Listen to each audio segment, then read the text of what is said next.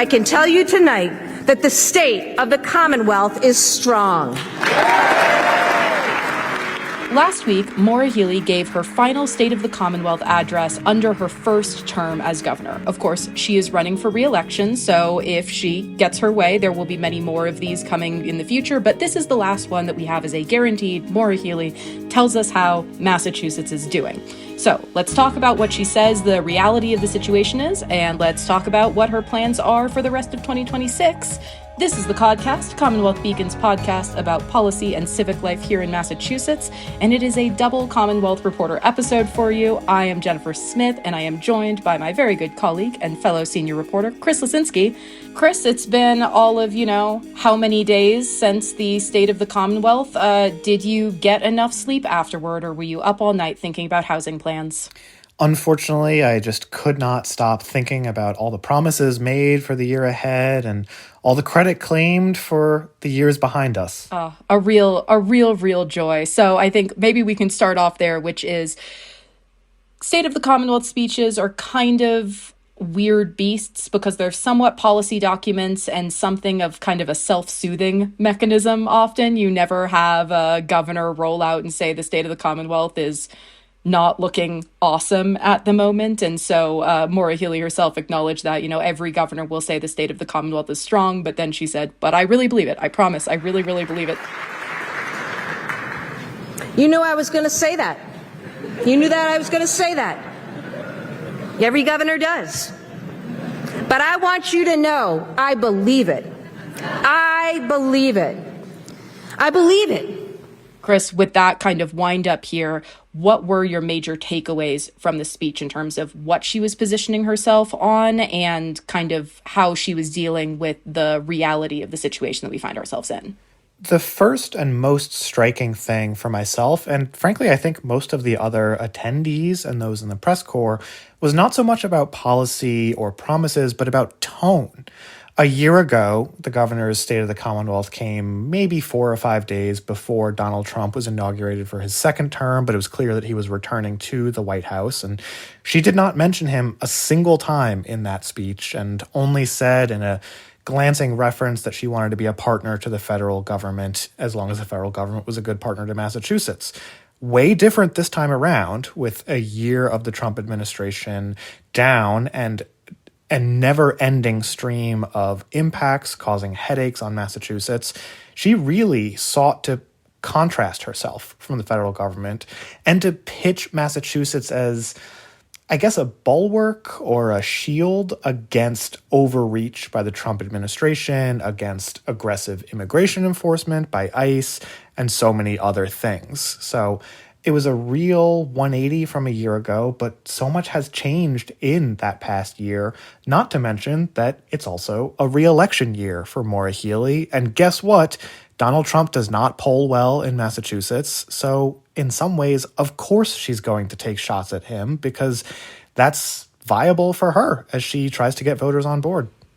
Yeah, as we were talking about it, one of the things that sort of just kept coming up for me was this feeling that it felt like something of a return to how she talked when she was Attorney General, because she was Attorney General during the first Trump administration, but so far has been governor, aside from, again, this specifically last year, mostly under a Biden administration. So mostly kind of the same party being in control, up and down, differences between chambers. So there was, of course, still federal tension, but she wasn't exactly taking shots at the federal administration during the bulk of her tenure so far as governor.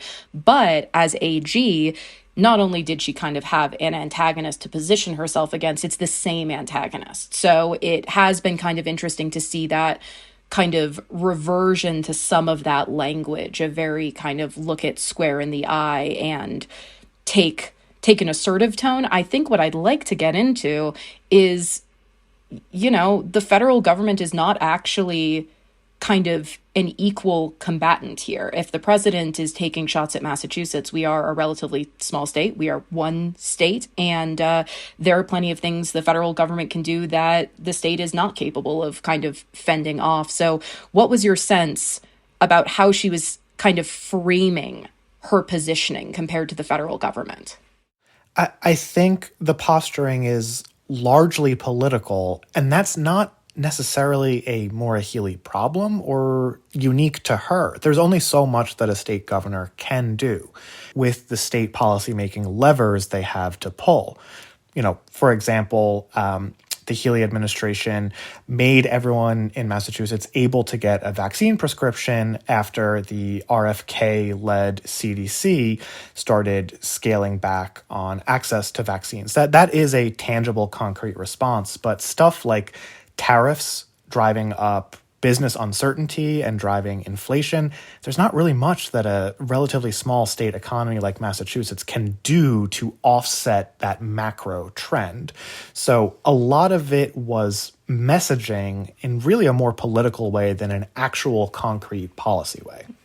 Yeah, I was listening because, of course, my sort of main focus at Commonwealth is often housing. I was listening a lot to whether or not she would kind of be connecting sort of different levers and different triggers that could impact the housing space. And so one thing that was very interesting to me, almost as an omission, is she kind of spent the first part of her speech talking in very forceful terms about the actions of Immigrations and Customs Enforcement. So basically what ICE is doing in terms of ramping up deportations, ramping up immigration enforcement. We've seen it recently kind of cause a huge stir in Maine, so a very near neighbor here. She referenced several instances in Massachusetts where students were kind of taken by immigration forces or kind of waylaid on their way to or from their family's home, or volleyball practice or something like that. So she was talking about kind of the literal impact of immigration actions in Massachusetts. But one of the major things that the housing universe has been keeping an eye on is, as it becomes clear that the federal government's posture on immigration becomes more aggressive, there's a real labor force element to that. The idea of, if you suddenly see a reduction in immigrants who feel kind of comfortable being presences in public or participating in the workforce, you then see the same sorts of slowdowns that we've seen in the past, because labor is a constricting force. So she talked about it from an immigration and kind of moral perspective and from a public safety perspective. But given that she followed that up immediately with the number one thing in the Commonwealth that we have to deal with is housing, she didn't always tie all of those threads together. That was one thing that kind of stood out to me. Did that kind of square with your experience of it? Yeah, and I think you see that in a lot of the reactions she drew from the left. Granted, progressives in Massachusetts are not the biggest fans of Maura Healey, but they probably like her a heck of a lot better than Mike Keneally, Brian Shortsleeve, or Mike Minogue. And the reaction from Jonathan Cohn at Progressive Mass, one of the top, left advocacy groups here, called the speech deeply disappointing and said the governor offered, quote, nothing of substance in how to protect our immigrant communities, end quote. So I think that the ceiling that loomed above the sentiments she tried to express was pretty clear to a lot of folks who were listening. So let's get into those policy areas sort of bit by bit here, kind of sticking with housing for just a second. You took detailed notes on what the proposals are that she is putting forward, and notably a pretty bold claim that she made about how we're doing on our housing metrics. Chris, what do I have to light my hair on fire about today? I think the thing that will give you the sharpest, most pointed headache is that we have discussed before multiple times, personally, the two of us, the need for 220,000 new housing units by 2035. This is an official state housing needs assessment that tries to put a number on just how bad the shortage of housing is and how much that's driving up prices. The governor said, without any real detail to back it up, that not only will Massachusetts meet that goal of 220,000 homes by 2035, quote, we're going to beat it, end quote. Experts said that we had to build about 220,000 homes by 2035. I'm telling you right now, we're not just going to meet that, we're going to beat it. We have already, in 3 years, got 100,000 new homes going, built, permitted, or under construction, and more are on the way. I'm still trying to figure out exactly how we are going to beat that. when all of the data that we have seen so far shows that permitting is, what would you say, fairly sluggish? Yeah, I'd say sluggish. So the most recent estimates are basically what it looked like in 2025 is maybe 44% of the permitting rates kind of pre-pandemic or early pandemic. So to basically drive everybody a little bit crazy here, when the governor says something like we have 100,000 units in process, and that's between construction, that's already built, that's permitting, that's basically bundling a lot of different categories together. So we are actually seeing right now a pretty good clip of construction in Massachusetts, and especially in kind of the greater Boston area. But a lot of those projects were permitted either in the early days of the pandemic or before the pandemic. So we're kind of seeing the construction winds shift a little bit, but not necessarily an indication that it's going to stay on that trajectory. And the reason that folks say that is because permitting is kind of the most optimistic version of how many units we could have. What is the potential that we could be seeing? What is the demand? What is the desire? And so if permitting is down, that likely means that those future construction starts are also going to be down. To give the governor credit for some specific things that she laid out, one of the major ones that they've been touting is changing the environmental approval process, essentially. So making it a faster process for buildings that have to seek specific environmental approvals to move through that. Those changes are also sort of controversial because there is the sense that there might need to be something between a long, laborious environmental permitting process that can kind of be weaponized in bad faith against new units with the idea that every project should necessarily be on a fast track. So the governor is very much kind of stamping her foot down and has been for the past few years on the idea of needing to move quickly on building new housing. And it's been a bit of a struggle for those of us covering the housing world to see things that seem a little bit like they're nibbling around the edges, like allowing new accessory dwelling units, but not addressing, which she can't, the underlying cost of housing construction. So that's sort of my top line on housing. I think nibbling around the edges is a really great way to describe most of the policy talk in last night's speech. The new housing ideas are expanding a down payment program for first-time homebuyers, but if you open the press release and look at the details, that's only going to affect 1,000 families. That's not going to move the needle on a statewide housing crisis. On energy, the governor gave an appetizer to her speech the morning before she took the rostrum and said that the administration is going to lower utility bills for this winter. It's January. We're heading into February and March, the coldest months of the year. So tonight, I'm announcing that in February and March, we'll cut your electric bills by 25% and your gas bills by 10%. That's mostly true, but if you dig into the details, the truth is that for electric and gas bills, a big portion of the so-called reduction is actually just utilities delaying when they're going to collect that money, pushing payments into the spring and summer instead of February and March. So people will not pay less because of that move. They'll just pay at a later date.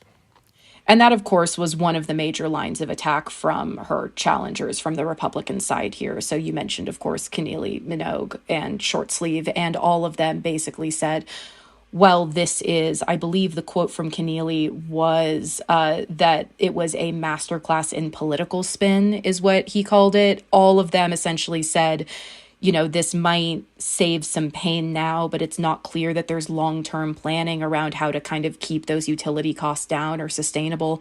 So as much as the governor was very focused on pitching this as kind of an affordability-oriented speech, that also means that it sets up those kind of very direct lines of attack from her opponents afterward. If she says, we need to become more affordable, it's very easy for them to say, well, we are definitionally not affordable. We rank among the least affordable states in the country, and not all of that is Healey's doing, obviously. A lot of it isn't, but, the person sitting in the seat absolutely gets the cudgel on it if they don't have a kind of strategic vision that is easy to explain and easy to sell going forward. I think something we all need to keep in mind here, we've talked about nibbling around the edges, we've talked about a ceiling on what the governor says and what she can actually do, is the role of the legislature. Especially when it comes to energy bills, the governor does have a long-term plan. Folks might debate the wisdom of it and the actual impacts, but she rolled out a long-term plan back in May with reforms she said would save ratepayers $10 billion over a decade. That sat on Beacon Hill for about 6 months before the House decided it might start to do something with it, except they changed it so dramatically and tried to weave in all of this language to defang the state's 2030 decarbonization requirements. And then when that ran into opposition, they decided to punt until basically now. Here we are in winter again. Ratepayers are facing major spikes in their bills, and the House is still meeting behind closed doors, and indications that have come out of those meetings are that they're not really sure what the path forward is, still trying to build consensus, feeling some limitations on how much the state can even do given massive federal scale opposition to clean energy projects. So all of this is to say that in some ways, I think the fact that the governor made such small bore announcements on energy affordability during her speech are because she's still waiting for the legislature to get around to grappling with her long-term ideas. I think that's a really, really good point. And one of the other things, because you note, of course, kind of antipathy or uncertainty from the federal government about kind of clean energy as a goal in general.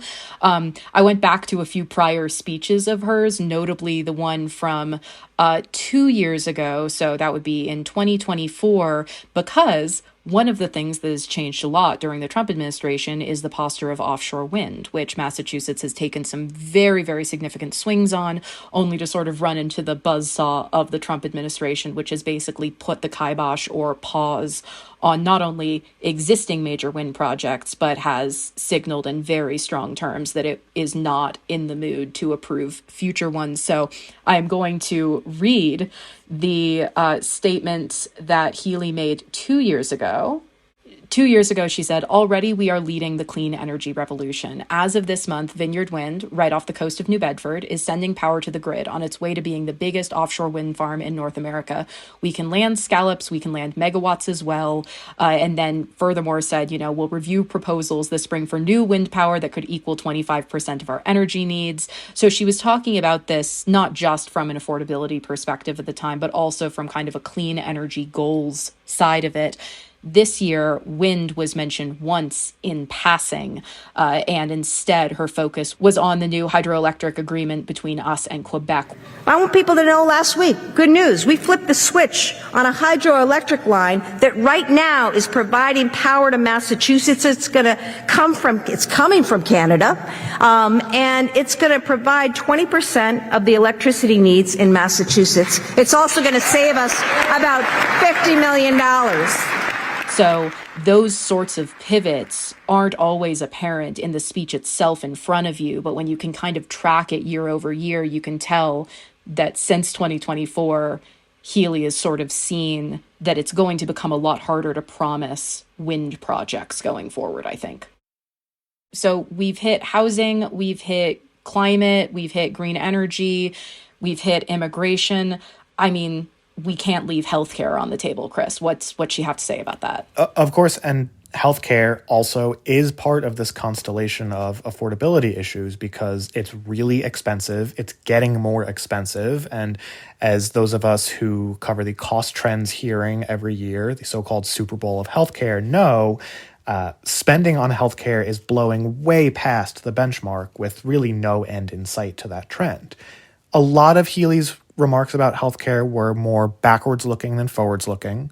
She pointed to a pretty significant announcement she made, I believe just a week before the speech, that's going to impose some strict new regulations on prior authorization, which is when insurance companies say they need to give pre-approval before patients get certain services or medications. That should make a pretty big logistical difference, so it makes sense that that was a point for Healey to tout. The other stuff she had to say, convening yet another task force to study healthcare affordability, that's probably been done before. She also said that she's going to ban medical debt from being reported to credit agencies, which is another consumer protection idea that doesn't really change the underlying fundamentals of healthcare being unaffordable. And again, I think that ties us back, right, to the idea of these speeches as sort of policy documents, sort of future looking, sort of back looking, but fundamentally kind of intended to be reassuring. And one of the things that she said that was not in the prepared remarks was noting, that it might get worse before it gets better. Because the year ahead is going to bring challenges, no doubt. It may get worse before it gets better. Okay? I'm being honest with you. So there are these kind of gestures at this like looming cloud, the ceiling of what the state could do. But, and the reason I bring this up is the moment of real palpable jubilation in the room, and I say that you were in the room, I was watching it remotely, is when she mentioned one Phil Eng. Speaking of fixing things, let's talk about transportation. When I took office, the T was a disaster. And we're turning it around.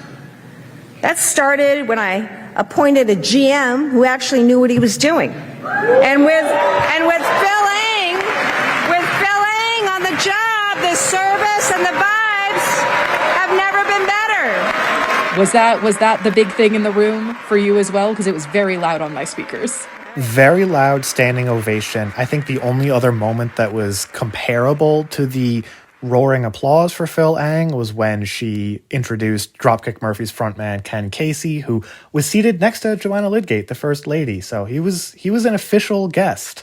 But yes, Phil Eng is, of course, well known around these parts, and it makes sense for the governor to continue to point to Phil Eng because of how significantly the MBTA has improved in the past 3 years with Phil Eng at the helm. Service is getting better, is much more reliable than it was. Slow zones have been eliminated. There are still really big questions about long-term finances. That's always been the case ever since I first started covering this years and years ago.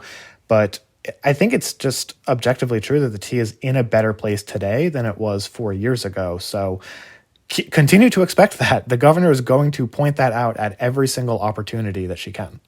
I did, enjoy at various points kind of the staples of this sort of political speech, which is when whoever is giving the speech goes, I myself hate traffic and I'm not a fan of traffic, and, things to that extent here. So, or how about when she said, look, scrolling on TikTok and Instagram, they're fun. You, me, we all do our scrolling, right? TikTok, Insta, whatever floats your boat. And that's fun. And there's a time and a place for these things, right? Especially for our kids. Happy for her having a good time on TikTok. Couldn't be me. But that does, I think, bring us also to one of sort of the discrete proposals that she said that she would be rolling out, which is new regulations around social media usage, and specifically young people. This has been not just sort of a project for her, but it's also been a project for her successor as Attorney General. Andrea Campbell has kind of really been going directly at the tech companies for the way that they have structured and rolled out and promoted the apps basically to young people. So this was something where we sort of have a sense of the proposal, but there's still not very clear specific details. So what does she want to do to TikTok? Right. And the reason for that uncertainty is we're still waiting for the bill to be filed. The governor's office said that it will be filed in the coming weeks, and also that it would very closely follow legislation that her, again, as you note, successor, Attorney General Andrea Campbell already filed. So we can look to that bill and its push for age requirements, age verification software, parental approval requirements as a general outline of what this new push from the governor will be. Right. And I think this is maybe a good chance to tie it all back to sort of that affordability push, because there was kind of a grab bag of other like policies and proposals in the speech, She said that in the upcoming budget proposal, and of course, as you're listening to this, we are going to know very, very soon what that budget actually looks like. But she said specifically that she's going to include language so that companies make canceling subscriptions. So, because the other thing she said is, who doesn't look at their bill and see, Netflix and HBO and all of these other subscriptions kind of rolling up, and it's very hard to cancel them. So she was saying that she wants to make sure that companies have to make canceling subscriptions as easy as signing up for it. There is a similar rule already on the books around junk fee regulations. This would actually kind of encode that into law. So there's an assortment of this sort of policy that she's clearly kind of trying to tie into a pitch of, there is an ideological angle to a lot of these proposals, but then there is also this idea that the fundamentally successful pitch that Democrats have been making and what Republicans made the last cycle is it's about the wallets. It is about whether or not you can make household math work. So anchoring it in a sort of neutral affordability pitch while at the same time kind of taking swings at federal moves around immigration or abortion access, that sort of thing, is kind of how I was thinking about the structure of the speech. Does that again sort of seem like where your head was at, or am I overreading the affordability every 30 seconds statements? Affordability was absolutely mentioned over and over and over again. And I think if you look at the speech that Healey gave on video 2 days before this, that was her reelection campaign launch speech. There was a lot of overlap between that and her State of the Commonwealth. Sure, the State of the Commonwealth was longer, had a lot more detail, had some more specifics about what she's accomplished, but thematically they were very similar, and I don't think that that's an accident. All right, I'm going to give you basically the last word here because you are going to now have to spend the rest of this week looking at the budget. We're all going to be looking at the budget, but it's really going to be your full-time job here. So based on this State of the Commonwealth, what are you going to be looking out for specifically in the new budget filing? Of course, I'm most interested, frankly, in the top-line budget outlook, given the, as Governor Healey put it, headwinds the state is facing economically. More specifically, I just wrote last week, actually, about the MBTA's own budget pressure. We're getting back to another round of debate about the so-called fiscal cliff, so I'll be interested to see what exactly the governor wants to do in terms of TEEF funding this year. Remember that last year she proposed a good deal more money for the MBTA than did the final bill that landed on her desk. So is she going to make another pass at that higher investment? We will find out. Well, I hope anyone with any common sense is just refreshing your author page on CommonWealth Beacon every other day to find out what the budget updates are. I will be, and we literally work together. So I think that's where we're going to leave it. Chris, thanks for hanging out with me after the State of the Commonwealth Day. This was delightful. Thank you. And of course, to all of you, thank you so much for listening. I'm Jennifer Smith, signing off with Chris Lisinski. Our production and theme music is by Charlie Cazella. Leave a rating and review wherever you're hearing this now if you want to help other people find us, and email codcast@commonwealthbeacon.org if you ever want to get in touch directly. We will be back in your ears next week.